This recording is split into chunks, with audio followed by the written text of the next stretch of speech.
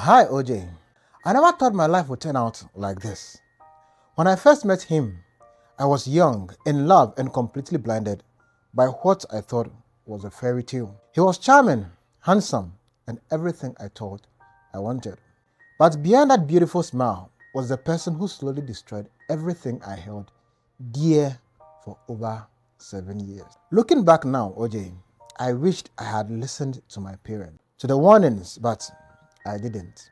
I gave in my heart, my body, and my future, only to be left with nothing. This is the story of how I lost myself to someone who never truly cared.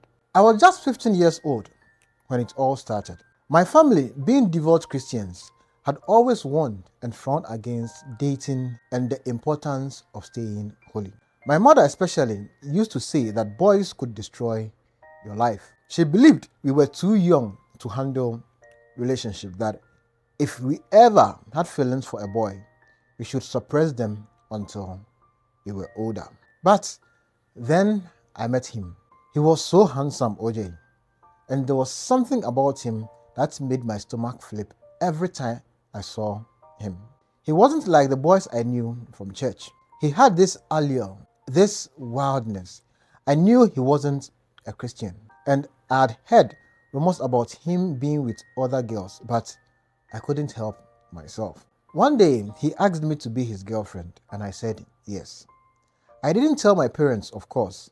They would never understand. They would tell me to leave him, to focus on my faith and my studies. So I kept it a secret. Less than a month later, he took my virginity. Telling me that he loved me, I believed him. When I told him I was pregnant, OJ, he shrugged it off like it was nothing. He told me to get rid of it, said it wasn't his problem. I was terrified. I went through with abortion and I thought I was going to die from the pain. I couldn't tell my parents also. They thought I was going to an all-night vigil and school events when really I was sneaking out to see him. It is at this point that I would ask that you subscribe to the channel, share this video or a comment, because that is the only way you encourage me to bring you more stories and confessions. Please subscribe and not miss out on the end of the story. Let's go. By the time I was 17, sneaking out had become my second nature.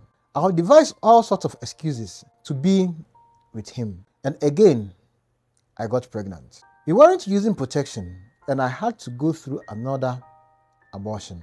This time, the doctor warned me that if I did it again, I might lose my womb. I told him OJ, hoping he would understand, but he didn't care. He brushed it off as always, as if nothing was going to happen. OJ, he made me lose focus of my studies. We were together constantly, and he didn't care if I was in pain or even on my period. He wanted what he wanted, and I let him. I started pushing him to meet my parents to make things official, but he was always dodging the question. He would say he wasn't ready for marriage, and by that time, I was 21 years. I had already been through multiple abortions for him. Then, out of the blue, he dumped me. He told me his parents didn't want him to marry someone who had gone through a series of abortions. It was like my world shattered. I cried, OJ. I cried so much I thought I would die from heartbreak. And then he came back. He begged me, said he wanted to marry me, that his parents' opinions didn't matter. I was stupid, OJ. I took him back. He claimed he needed money to finish school, and I gave him all the money I had saved for my years of my education. I helped him through university, thinking that he would finally settle down with me. But again, I got pregnant. I had to terminate it. I felt like my life was spiraling out of control, but I still believed he loved me and that we would get married one day. OJ, this time I wasn't so lucky. The abortion went wrong and I lost my womb. I went to see him and I caught him in bed with another lady. He looked me dead in the eyes and told her I was his ex, that we were over. I couldn't believe it, OJ. I told him, "You've destroyed me. I've lost my womb because of you."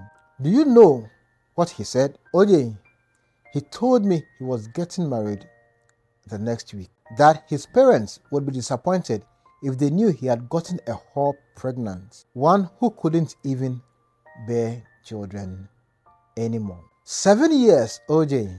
I've given him 7 years of my life. Are you calling me a whore after everything I've done for you? I asked, barely able to speak through my tears. He replied, "Did I ask you for anything? Get out of my house." That was how he drove me out of his house, OJ. I broke down. I screamed at him that I had aborted more than 10 pregnancies for him, that I had lost everything because of him. And you know what he did?